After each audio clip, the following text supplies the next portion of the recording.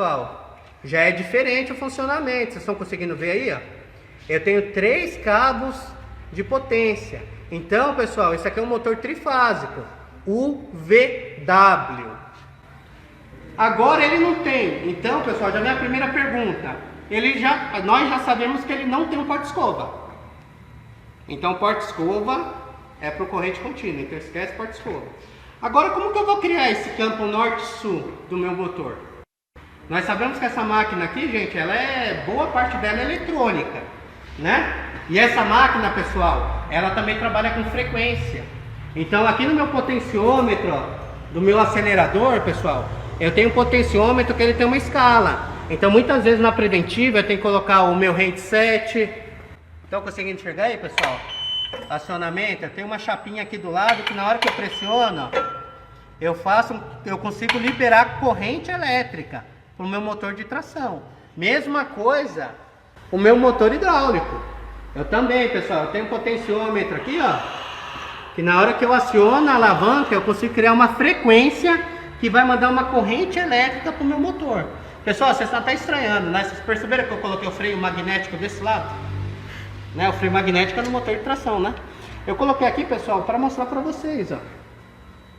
Aqui dentro, pessoal, em vez do porta-escova, nós temos alguns enrolamentos de cobre, né? Alguns enrolamentos. E como funciona o fechamento para conseguir criar a RPM? Antes da gente fazer a parte prática dessa máquina, eu quero primeiro mostrar a parte técnica para vocês brevemente. Mas é interessante que todo esse motor de corrente alternada, pessoal, ele trabalha dessa seguinte maneira, gente. Ele trabalha, se lembram lá da escola, eu vou tentar ser o mais prático possível para a gente entender. Lá na escola a gente aprende sobre seno e cosseno. Você lembra lá? São aquelas curvas, né? É praticamente isso aqui, pessoal. Tenta imaginar um marco zero. Então eu tenho aqui no meu marco zero, pessoal, um seno, cosseno. Isso aqui, pessoal, eu posso exemplificar positivo e negativo. Corrente alternada.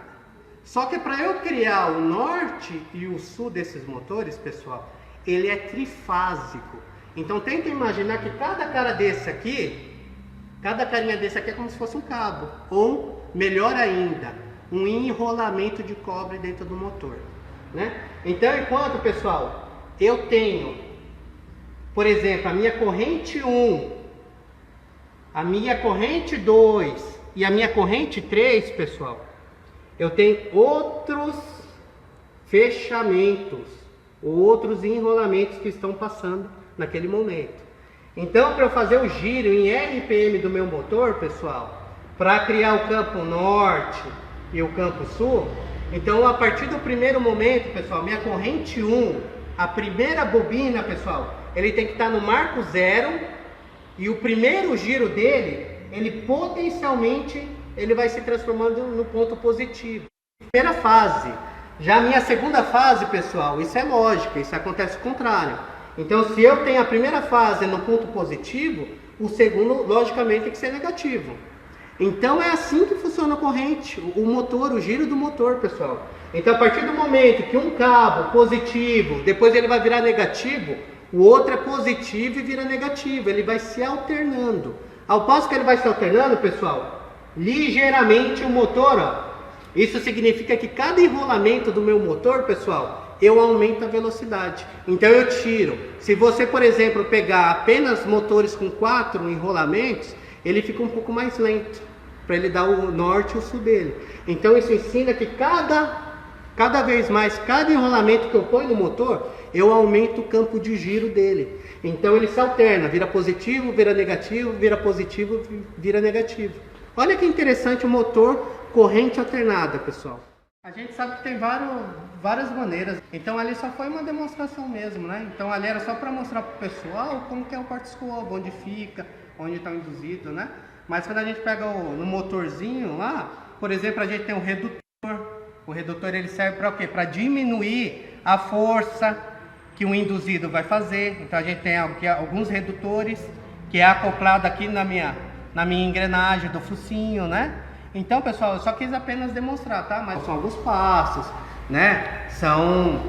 Existe algumas as maneiras técnicas de se fazer, tá certo, gente? Isso aí é gradativamente, tá bom? Então você vai lá fazer a preventiva da sua máquina, você não vai fazer em 15 minutos.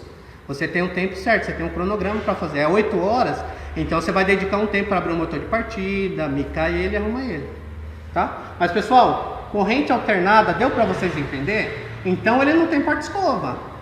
Praticamente o que vai dar o giro, vai dar o tombo nele, criar o norte-sul, vai ser essa alternação de corrente, positivo e negativo e positivo, para ele justamente criar essa corrente.